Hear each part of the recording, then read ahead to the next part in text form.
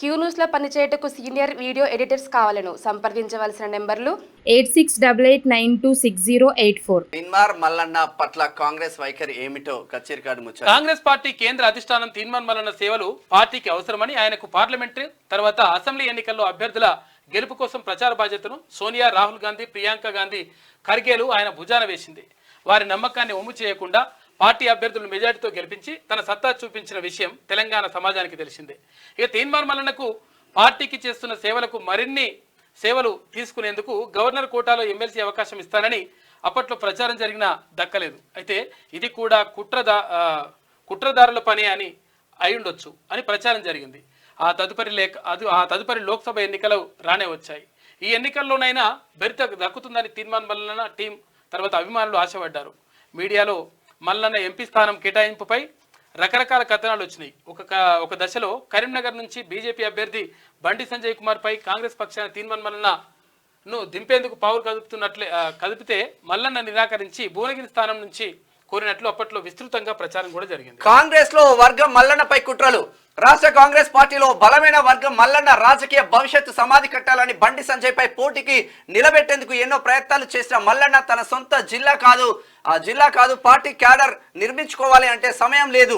అక్కడ పార్టీని నమ్ముకొని సేవలు చేస్తున్న క్యాడర్ ఎన్నికలకి దూరం కావడం, ఎన్నో ఎదురు దెబ్బలకు తట్టుకొని పనిచేయాలి అంటే సాధ్యమయ్యే పని కాదని మల్లన్న టీం పూసగుచ్చినట్లు తేల్చి చెప్పింది. భువనగిరి స్థానంలో ప్రధాన పార్టీ అభ్యర్థులు బీసీ వర్గానికి చెందిన వారు పోటీ పడుతున్నారు. అక్కడ బీసీల ఓట్లు అధిక సంఖ్యలో ఉన్నాయి. కాంగ్రెస్ పార్టీ బలం పుంజుకుంది. తన సొంత జిల్లా తనకి కాంగ్రెస్ పార్టీ టికెట్ ఇవ్వమని పార్టీ కేంద్ర అధిష్టానం కోరుకుంటే సుముఖతతో ఉన్న రాష్ట్ర పార్టీలో ఒక వర్గం దక్కకుండా చేసిన విషయం ఆ పార్టీ వర్గాలకు విపక్ష పార్టీలకు అన్ని వర్గాల ప్రజలకు తెలిసిన ముచ్చటే. ప్రజా చైతన్యానికే క్యూన్యూస్ అని చెప్పేసి ఒక వార్త అంటే ఒకటి. తెరాస పార్టీ అవినీతి అక్రమాలను తన క్యూన్యూస్ వేదికగా చేసుకొని ఎండగట్టి ప్రజలను చైతన్యవంతులను చేసే కార్యం చేపట్టాడు.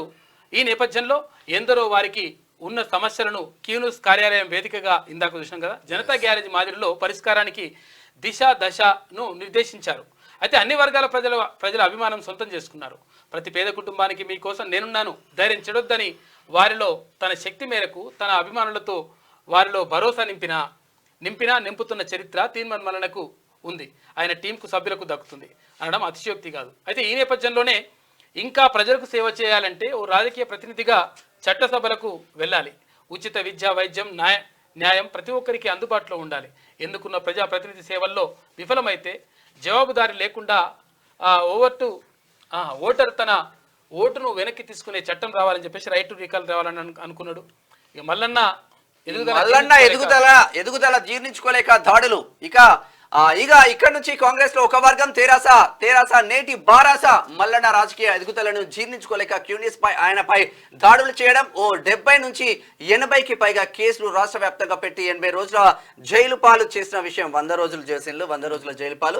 ప్రజల నిరుద్యోగ ఒత్తిడి మేరకు నల్గొండ, ఖమ్మం, వరంగల్ గ్రాడ్యుయేట్ ఎమ్మెల్సీగా స్వతంత్ర అభ్యర్థిగా బరిలో నిలిచి అధికార పక్షం అతిరాతులను అనుకునే వాళ్ళందరికీ ముచ్చండలు పట్టించి గెలిపించి అప్పుడు ఎన్ని కుట్రలు చేసిందో మాకు అందరికీ తెలిసిందే. ఇక ప్రోటోకాల్లో వివక్షని. నల్గొండ, ఖమ్మం, వరంగల్ జిల్లాల్లో ఏ ప్రభుత్వ కార్యకలాపాలు జరిగినా ఆ జిల్లాల ప్రజాప్రతినిధులు, మంత్రులతో పాటు స్థానిక ఎమ్మెల్సీ పేరు ప్రోటోకాల్ ప్రకారం ఉండాల్సిందే అనే నిబంధన ఉంది. అయితే సాగర్ ఎడమ కాలువకు నీటి విడుదల చేసిన సందర్భంలో మంత్రులు ఉత్తమ్ కుమార్ రెడ్డి, కోమటిరెడ్డి వెంకటరెడ్డిలతో పాటు తీన్మార్ మల్లన్న పాల్గొన్నారు.